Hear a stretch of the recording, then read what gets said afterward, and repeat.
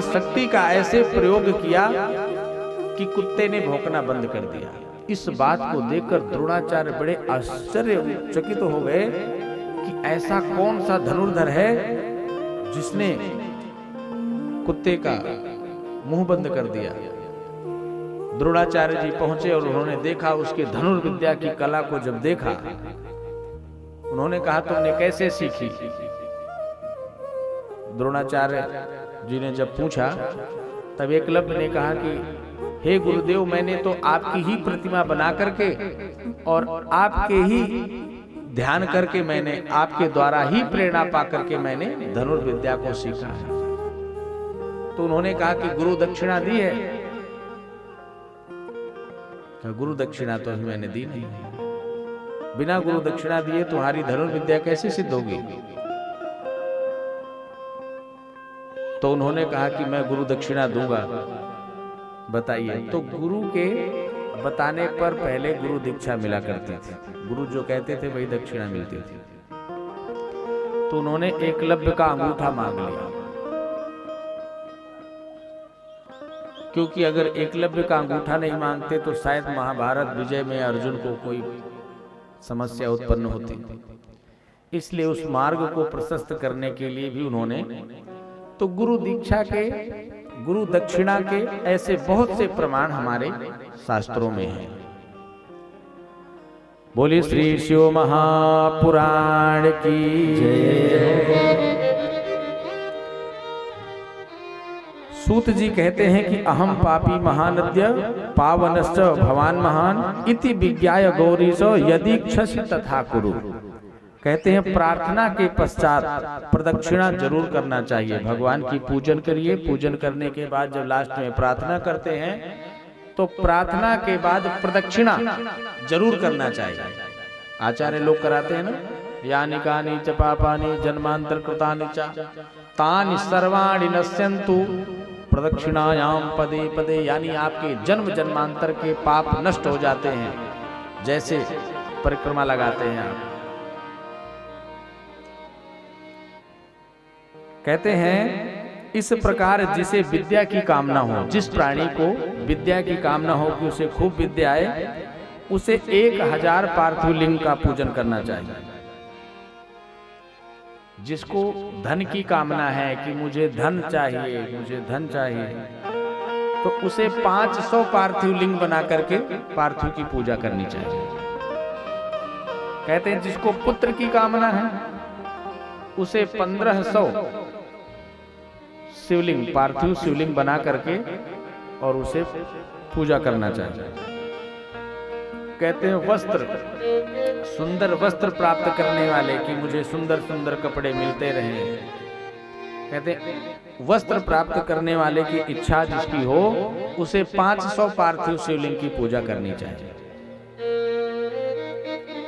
कहते हैं जिस प्राणी को मोक्ष की कामना हो कि मुझे मोक्ष प्राप्त करना है, उस प्राणी को 1 करोड़ पार्थिव शिवलिंग बना करके पूजा करना चाहिए।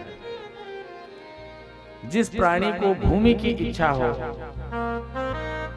अपनी भूमि बढ़ाना चाहता है, कहते हैं उस प्राणी को 1000 पार्थिव शिवलिंग बनाकर और उनका पूजन करना चाहिए। और कहते हैं जिसको पुत्र प्राप्ति नहीं हो रही हो और उसे पुत्र प्राप्ति करना हो तो 55,000 पार्थिव शिवलिंग बना करके और उनका पूजन करना चाहिए। किम बहुक्तेन मुनयः स्त्रीणामपि तथान्यतः अधिकारोस्ति सर्वेषां शिवलिंगार्चने द्विजा। कहते हैं शिवलिंग की पूजा में सबका अधिकार है, बिल्व पत्र के सहित ही पूजन करना चाहिए। अगर आपको अपनी कामना को पूरा करना हो तो बिल्व पत्र अवश्य चढ़ाना चाहिए। कहते हैं अनन्य शिव भक्त जिसने शिव मंत्र की दीक्षा ली है, ध्यान से सुनिएगा, जो भगवान का अनन्य शिव भक्त है और शिव मंत्र की दीक्षा ली है, वह तो किसी भी शिवलिंग के प्रसाद को खा सकता है, किसी भी शिवलिंग के प्रसाद को खा सकता है। किंतु जिसने शिव मंत्र की दीक्षा नहीं ली, जिसने शिव मंत्र की दीक्षा नहीं ली है, उन्हें जिस लिंग पर चंड का अधिकार है उस लिंग का प्रसाद नहीं ग्रहण करना चाहिए। क्या? जिस लिंग पर चंड का अधिकार है उस लिंग के प्रसाद को ग्रहण नहीं करना चाहिए। चंडाधिकारो यत्रास्ति तद्भोक्तव्यम न मानवैः, चंडाधिकारो नो यत्र भोक्तव्यम तच्च भक्तितः। कहते हैं यदि कोई सामान्य शिला गढ़कर, जैसे पत्थर से कोई नहीं बनाते हैं, शिवलिंग बना देते हैं, कहते हैं अगर सामान्य शिला को गढ़ करके बनाया जाता है उस पे चंड का अधिकार होता है, उस पर चढ़ा हुआ प्रसाद प्राणी को नहीं ग्रहण करना चाहिए, गृहस्थी को नहीं ग्रहण करना चाहिए। पर कहते हैं किंतु बाणलिंग यानी नर्मदेश्वर महादेव और लोहलिंग, सिद्धलिंग जो स्वयं सिद्ध हैं, स्वयं भू हैं, जो स्वयं पृथ्वी से प्रकट हुए हैं, ऐसे जो शिवलिंग हैं उन पे चंड का अधिकार नहीं होता। कहते हैं उस शिवलिंग के ऊपर जो द्रव्य चढ़ाया जाता है वह अग्राह्य होता है। भस्म रुद्राक्ष, कहते हैं भस्म और रुद्राक्ष को धारण करना चाहिए। जिसके पास है वह चलता फिरता तीर्थ है। कौन कौन? भस्म, रुद्राक्ष और शिव नाम। हमने कल भी आपको बताया है कि ये तीन अगर जिसके पास हो उसके दर्शन करने से त्रिवेणी संगम का पुण्य फल प्राप्त होता है। ये शिव महापुराण कहते हैं। सूत जी कहते हैं